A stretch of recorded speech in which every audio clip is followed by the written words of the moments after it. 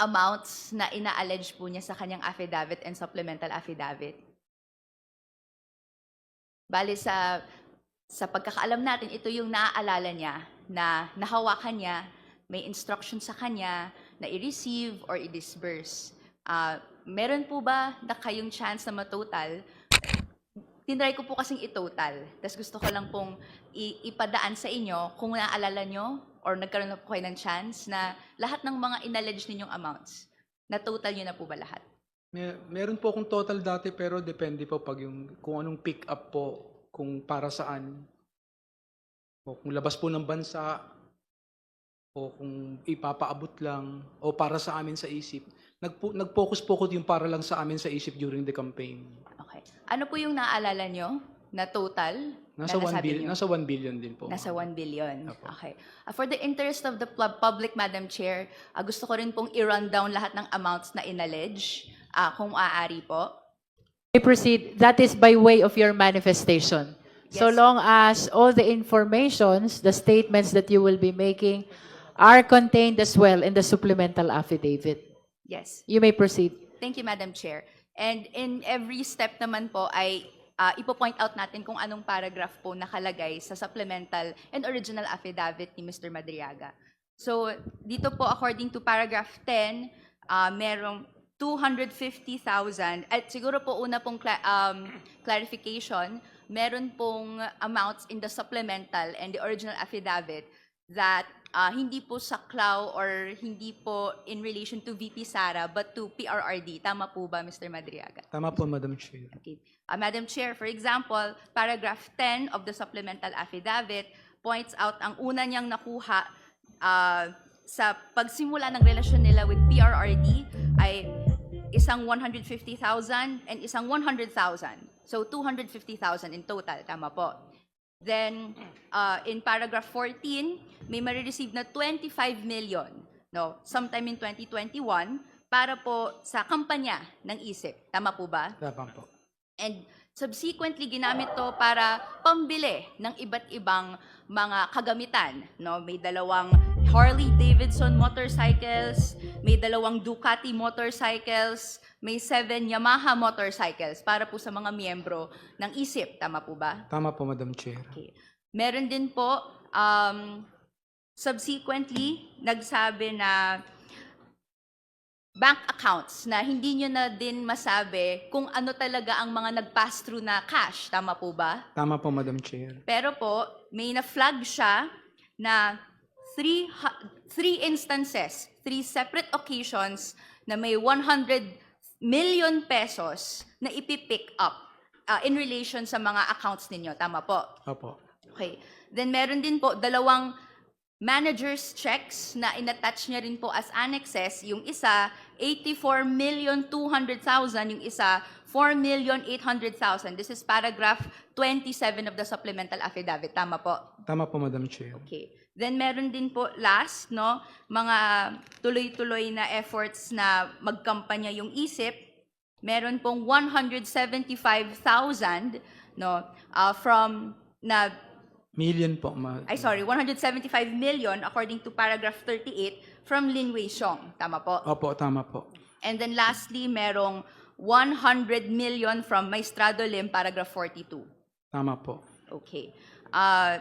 Other than this, no, meron din pong na point out sa original affidavit, no. This is 1 billion, paragraph 22, first quarter ng February 2020, no, to be picked up at Jollibee Kamuning, Quezon City. Tama po? Tama po, Madam 1 billion ito. Separate po ito doon sa kung ano yung nakalagay sa supplemental affidavit. No.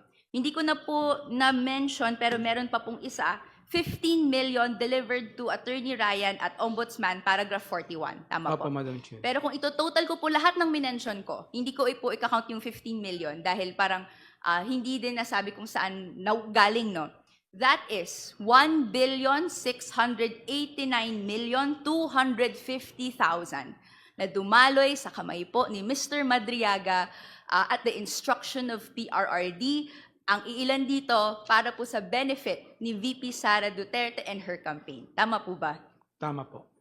And hindi pa po kasama dito yung nakalagay sa original affidavit na dito po niya sinasabi na may direct instruction si VP Sara Duterte and her team na i-handle niya. Specifically, yung na-exhaust na po sa other questions, yung 125 million pesos in 4 separate bags, each containing 30 to 35 million pesos. Tama po ba? Tama po, Madam Chair. Yan po. And then lastly, 80 million pesos around the same time. This is in paragraph 19 of the original affidavit, instructed by Colonel Nolasco. Tama po ba? Tama po, Madam Chair. Clarificatory question po in this particular paragraph. Bakit po stinate nyo sa affidavit itong 80 million na ito? Bakit po? Pakiulit po. Bakit po ninyo sinulat? No? Bakit nyo inulat ito sa affidavit ninyo na may 80 million pesos na binigay sa inyo si Colonel Nolasco? Ito po yung sa first affidavit ko. Yes po, sa first affidavit ninyo. Dineliver ko po yun. Kinuha ko po yun, dineliver ko sa Mega Mall sa 3rd floor, building A. Tapos may kumuha lang po. At the instruction of Colonel Nolasco, tama Opo. po ba? Opo. Okay po. Sinabi niyo po dito, around the same period, bago po kasi itong paragraph na ito, yung mga earlier paragraphs ba tungkol doon sa confidential funds. Pwede po bang maklarify dito kung kailan po ba itong instruction na ibigay sa inyo? November or December po yan. November or Same December period of... po pa. Ayun, bali last quarter po ng 2022. Okay, last quarter of 2022. Okay. Kung ito total naman po lahat ng mga amounts na may dumaloy na instruction as alleged po ni Mr. Madriaga kay VP Sara Duterte and her team through Colonel Nolasco, ang total po niyan ay 205 million pesos. And it was during her incumbency as the Vice President. So, malaking amount po ito, not an amount to scoff at, no. Ilang mga classrooms ba? Ito na po, manifestation ko na po to, Chair. 500 classrooms ang kaya magawa ng 125 million. Kung nakapeg nga po ay 250,000 per classroom. What more kung idadagdag po tong 80 million, and what more ang dumaloy na 1,689,250,000 sa kamay po ni Mr. Madriaga. And this is not even accounting lahat po ng pera na dumaloy sa kanyang accounts, and hindi po niya maalala dahil hindi po nakalagay po dito sa affidavit. So, siguro yun po ang gusto kong clarifications na gusto i-make as to the amounts, no? My next set of questions, relation na lang po doon sa land grabbing case. To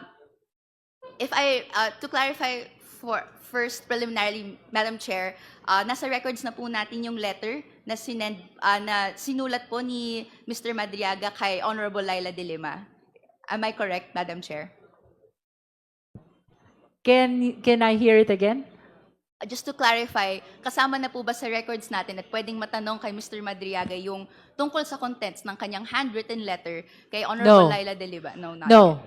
Okay. So far, what has been received by the committee secretary is the first affidavit and the supplemental affidavit. Okay, then I will confine my questions in relation to the land grabbing. So, na-mention niya po sa affidavit. Yes, but let me remind the justice members that the court allowed Madriaga to attend the hearing only until 4 o'clock in the afternoon.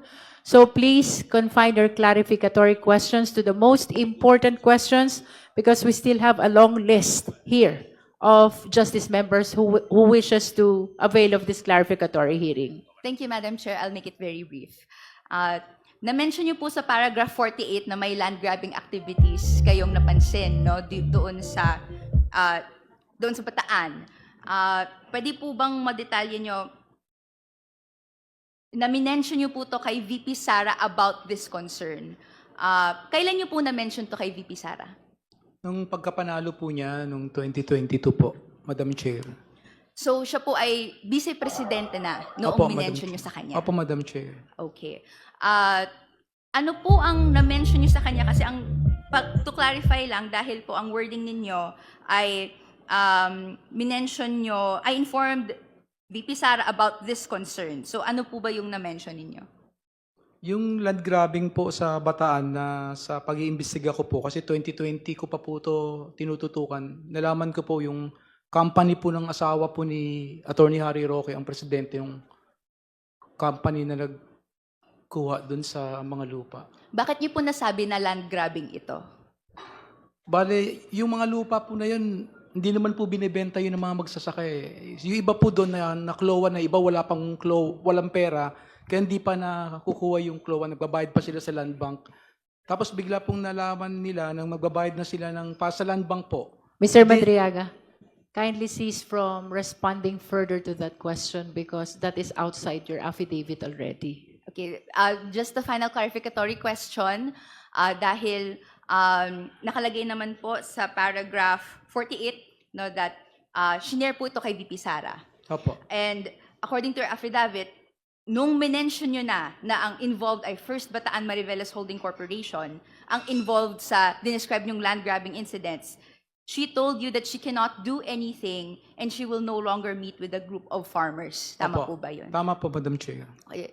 Here ends my clarificatory questions, and my last manifestation would be, dahil ito po ay naging acts doon sa saklaw niya bilang pagka-vice presidente, may consider sana ng House Committee on Justice yung ginawa po and ang incident na nire-report sa atin, may issue of quote-unquote land grabbing, no? Na VP Sara said she cannot do anything about nung nalaman niya po kung sino yung kumpanyang involved. That is all, Madam Chair.